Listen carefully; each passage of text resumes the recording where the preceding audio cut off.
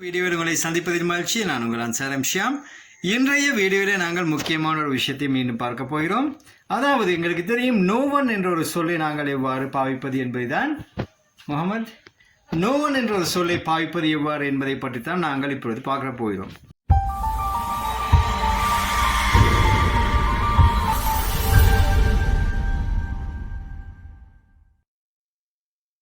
அதாவது குறிப்பாக முக்கியமாக சொல்வதென்றால் எங்களுக்கு தெரியும் நோ ஒன் என்ற சொல்லை நாங்கள் பாவிக்கும் பொழுது அதனுடன் வருகின்ற வாக்கியமானது அது மிக கட்டாயமாக பாசிட்டிவ் வாக்கியமாக அமைய வேண்டும். அதாவது உதாரணமாக சொல்வதானால் நான் சொல்கிறேன் நோ ஒன் என்றால் உங்களுக்கு தெரியும் மீனிங், அதன் பொருளானது எவரும் வரமாட்டார்கள், எவருக்கும் தெரியாது.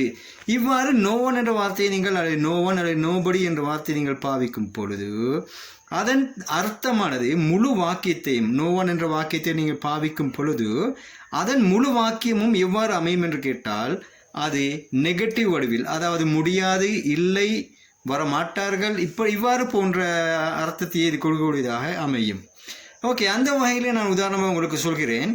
அதாவது நோ ஒன் என்ற சொல்லை நீங்கள் பாவிக்கும் பொழுது பாசிட்டிவ் வாக்கியங்கள் தான் அதன் பின்னால் தொடர்ந்து வரும். பாசிட்டிவ் அல்லது நெகட்டிவ் வாக்கியங்கள் என்ன என்பதை நாங்கள் உங்களுக்கு சொல்லிவிடுகிறேன். உதாரணமாக நான் சொல்கிறேன் ஹீ வில் கம். வில் என்பதை நான் பாவித்திருக்கிறேன், அது positive sentence. He will not, அதாவது ஹீ வாண்ட் கம், அது நெகட்டிவ் சென்டென்ஸ்.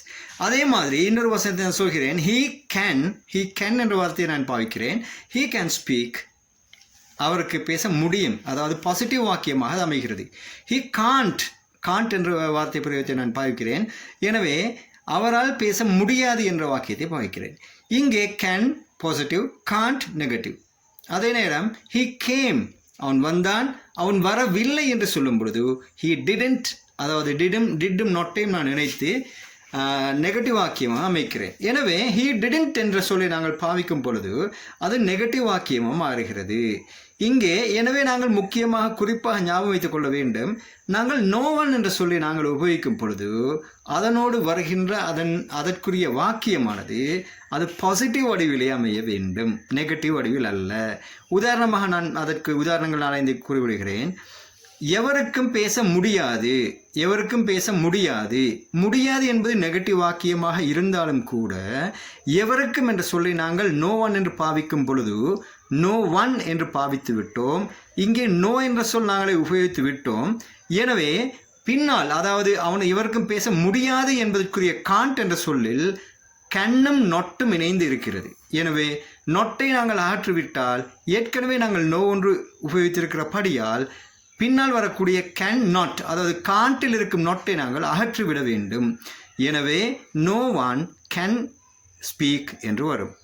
உங்களுக்கு விளங்கி இருக்கும் என்று நினைக்கிறேன். No one can speak.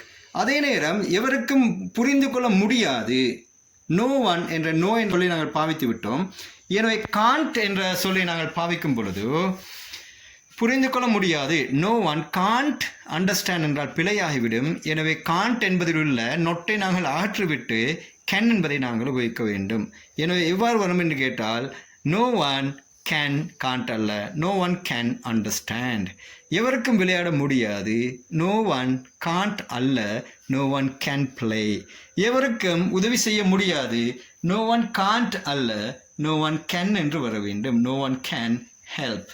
அதாவது உங்களுக்கு தெரியும் நோ ஒன் என்ற சொல்லை நாங்கள் பிரயோகித்து விட்டால் அதனோடு நாங்கள் எந்த வாக்கியத்தை நெகட்டிவ் வடிவில் சொல்ல வருகிறோமோ அந்த வாக்கியத்துக்குரிய நெகட்டிவ் ஃபார்மை இல்லாமல் செய்துவிட்டு நாங்கள் அதனுடைய பாசிட்டிவ் வடிவத்தை நாங்கள் பாவிக்க வேண்டும்.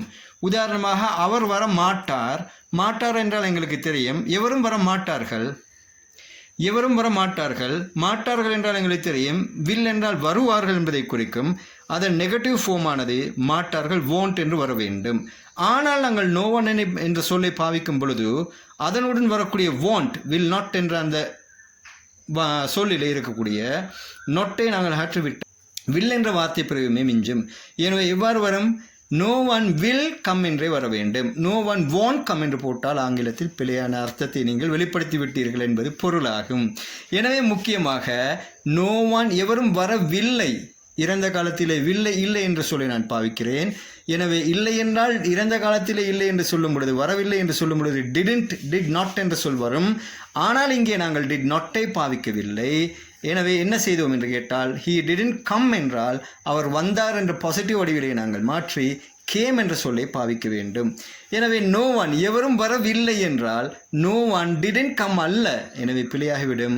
உடனே முகமது no one came என்ற சொல்லை நாங்கள் உபயோகிக்க வேண்டும். யாரும் காணவில்லை, nobody didn't see என்றால் பிழை, nobody saw. யாரும் எடுக்கவில்லை, nobody didn't take என்றால் பிழை, nobody took.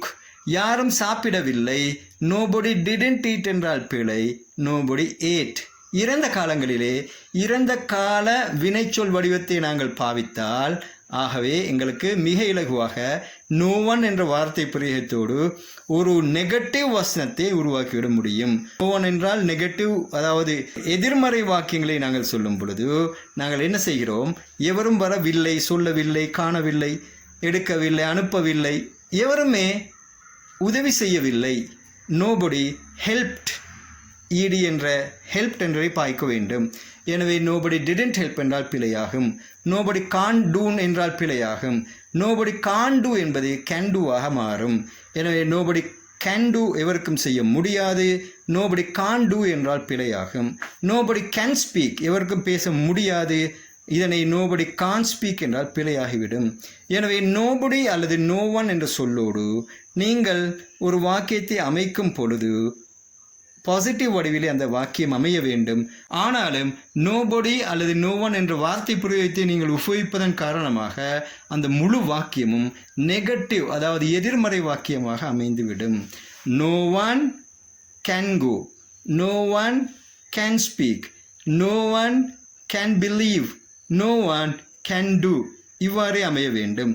No one can do, no one can believe, no one can't take, இப்படி சொன்னால் கட்டாயமாக பிழையாகிவிடும்.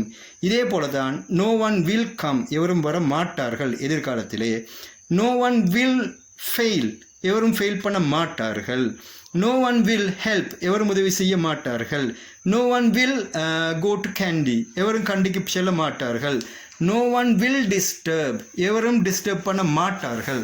அதாவது நோ ஒன் ப்ளஸ் வில் தான் வர வேண்டும், நோ ஒன் ப்ளஸ் கேன் தான் வர வேண்டும். அதே மாதிரி இறந்த காலத்திலே நோ ஒன் அண்டர்ஸ்டூட், எவரும் புரிந்து கொள்ளவில்லை. நோ ஒன் டிடென்ட் அண்டர்ஸ்டாண்ட் என்றால் பிழையாகும், கவனமாக இருங்கள். நோ ஒன் ஏட், யாரும் சாப்பிடவில்லை. நோ ஒன் டிடென்ட் ஈட் என்றால் பிழையாகும். இது இவ்வாறு வரும், இதனை இவ்வாறு பாவிக்க வேண்டும். மேலும் ஒரு விஷயத்தை சொன்னால், நோ ஒன் அல்லது நோபடி என்ற வார்த்தையை நீங்கள் பாவிக்கும் பொழுது அது சிங்குலர் வடிவத்தில் தான் இருக்கிறது. எனவே எல்லோரையும் குறித்தாலும் கூட, எவரும் என்று எல்லோரையும் குறித்தாலும் கூட அது சிங்குலர் வடிவத்தில் அந்த வசனத்தை அமைத்துவிடும். அதனை பாவிக்கும் பொழுது உதாரணமாக எவருக்கும் வளமையாக தெரியாது நிகழ்காலத்திலே இருக்கிறது, எவருக்கும் தெரியாது. நோபடி டசன்ட் நோ என்று வராது, அல்லது நோபடி டோன்ட் நோ என்று வராது. எவ்வாறு வரும் என்று கேட்டால், நோ ஒன் என்பது சிங்குலர் ஆகும். எனவே அதனுடன் பாசிட்டிவ் வடிவத்தை பாவிக்க வேண்டும். எனவே நோபடி நோஸ், யாருக்கும் தெரியாது. நோபடி லைக்ஸ், எவருக்கும் விருப்பமில்லை. நோபடி டசன்ட் லைக் அல்லது நோபடி டோன்ட் லைக் என்றால் ஆங்கிலத்தில் பிழையாக நிகழ்காலத்திலே நீங்கள் சொல்லிவிடுகிறீர்கள். எனவே முக்கியமான விஷயம், நோபடி லைக்ஸ், யாரும் விருப்பமில்லை. நோபடி நோஸ், யாருக்கும் தெரியாது. நோபடி ஹேவ் இல்லை, நோபடி ஹேவ் என்றால் பிழையாகும்.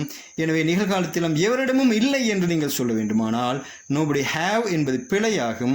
நீங்கள் பாவிக்க வேண்டியது நோபடி ஹேஸ் என்பதாகும். அதே நேரம் யாரும் உதவி செய்வதில்லை நிகழ்காலத்தில் நோபடி ஹெல்ப்ஸ் என்று நீங்கள் பாவிக்க வேண்டும்.